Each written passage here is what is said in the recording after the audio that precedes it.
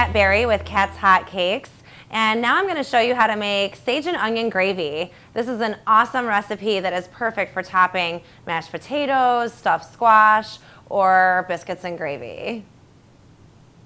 Okay, so here's our sage and onion gravy. I'm going to start by preheating my saucepan over medium heat. And then we're going to take 2 tablespoons Earth Balance or any other all-natural vegan margarine, and we're going to melt that. That's the first thing that we're going to do. And I'm just going to make sure that it's spreading around evenly and it's melting evenly to coat the bottom of this saucepan.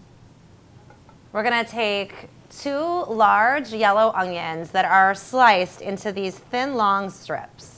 And I slice them into these thin, long strips because I think it works really well for gravy.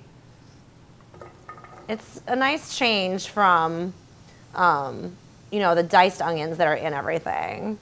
And we're going to saute these until they're translucent. So I'm going to turn up my heat from medium up to high so we can get these going.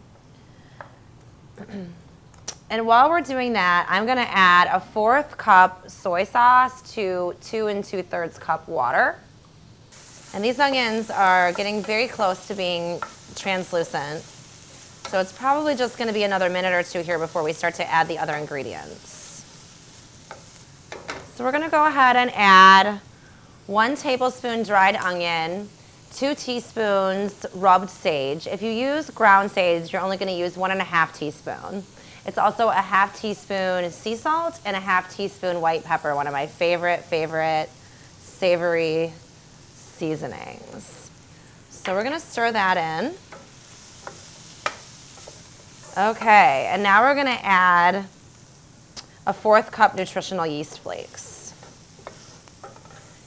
And the dry ingredients are starting to stick to the bottom of my skillet. So before I start to add the flour, which is essential in any good gravy, I'm going to start to pour a little bit of the water and soy sauce mixture in here. Anytime you have ingredients sticking to the bottom of your pan, add a little water. It's an instant de-sticker. So now I'm going to add a couple tablespoons of the flour. We're going to add a 1/4 cup flour altogether, and I use whole wheat flour. And now I'm going to switch to a whisk. I really use whisks tons for making sauces just to avoid clumps, and clumpy gravy is no good.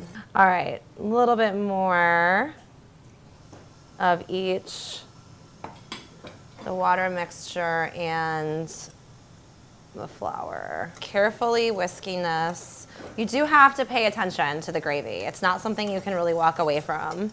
You have to pretty much whisk it the whole time while you're adding the flour and water. But it's okay, it doesn't take long. Start to finish, this recipe is probably 10 minutes, maybe 15 at the most. Okay, now I'm gonna let this simmer for about 5 to 10 minutes till it thickens up a little bit. So that's how you make a vegan gravy with whole wheat flour. I hope you enjoyed watching this, and I hope you can find as many uses for this recipe as I did. Thanks so much.